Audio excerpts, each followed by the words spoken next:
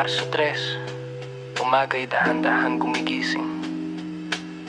Warm roads, upright bass, fracture drums, tasa ng kape sa mesa, balita'y dumampi, tahimik na huni ng kafe.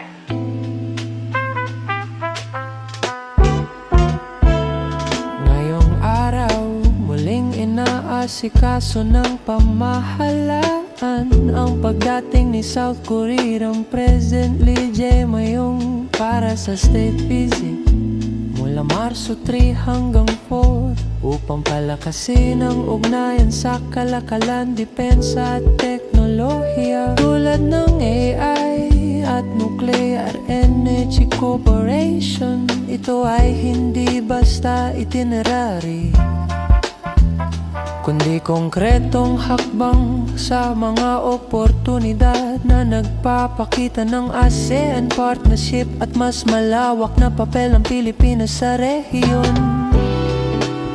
May magandang balita sa sektor ng paggawa. Ang manufacturing sector ng Pilipinas ay umay at naitala ang pinakamalakas na antas ng output sa loob ng 8 taon noong Pebrero.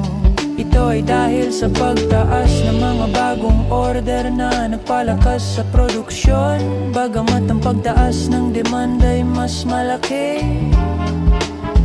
kaysa sa pagdagdag ng empleo na nagbibigay ng pag-asa sa mga negosyante at nagpapahiwatig ng mas matatag na simula ng private until exile sa mga komunidad.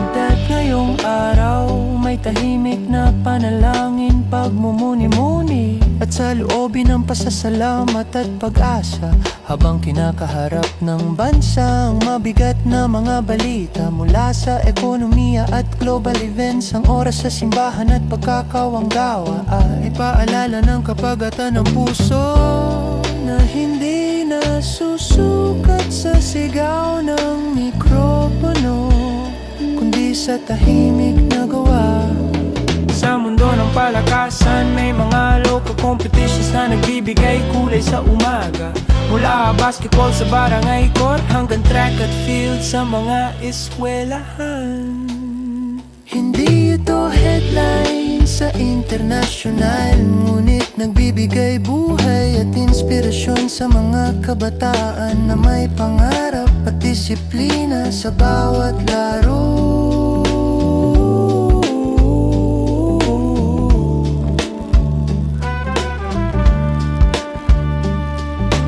Hapon at gabi may mga acoustic gigs at art exhibit sa mga cafe at galleries, kung saan ang mga musikero at artista ay nagbibigay ng aliw sa mga pumupunta.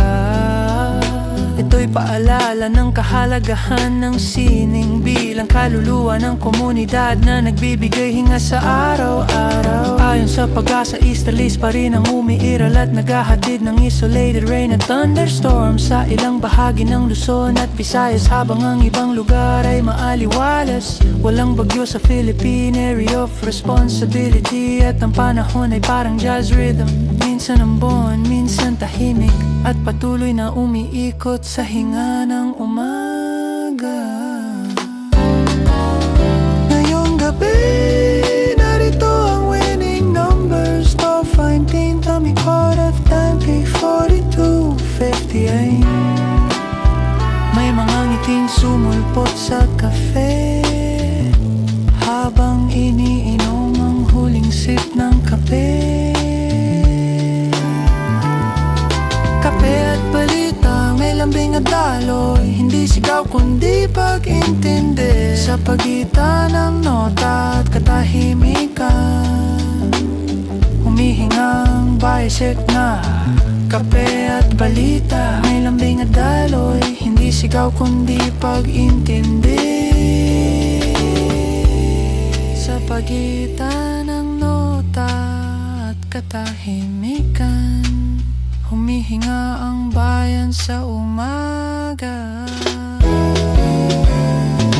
Marso 3, tasa'y malamig, balita'y nagiging alaala hanggang sa susunod na tasa.